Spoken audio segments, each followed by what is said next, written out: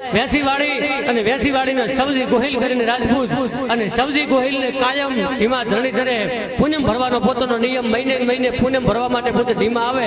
આ બાજુ બીના એવી બની કે જોધપુર કોર્ટની અંદર કેસ ચાલેલો અને ઈ તારીખ અને પૂનમ એક જ દિવસે આવેલું। વકીલે આવીને કીધું કે કાલે જોધપુરની કોર્ટમાં તારીખ છે, ત્રણ હરકે આવી જાજો। સવજી ગોહિલે વિચાર કર્યો કે કાલે પૂનમે થાય છે, આ બાજુ તારીખે છે, જો તારીખે જાશું તો પૂનમ તૂટી જશે, તો પૂનમે જાશું તો આ બાજુ કેસ મજબૂત થાય છે, સજા થાય, કરવો શું?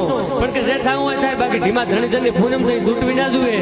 અને આ બાજુ પોતે વેસીવાડીથી સવજી ગોહિલ પોતે ધીમા આવેલા દર્શન કરવા, પૂનમ ભરવા, પૂનમ બીજી ભરી અને દાડો હાથમાં પોતે પાછા વળ્યા। હાસોરની બજારમાં વકીલ થઈ મળેલો। વકીલે કીધું વાહ વાહ ગોહિલ વાહ, કે ભલામણ શું આજ તમે દલીલો કરી જોધપુરની કોર્ટની અંદર? જો આવી પહેલે દલીલો કરી હોત તો આટલો કેસ હેડોત જ નહીં। કે શું વાત કરો, હું તો કે ધીમા ધરણીધર ભગવાને ગયો તો હું નથી આવ્યો, તો કે જજ સાહેબ ને અમે જવાબ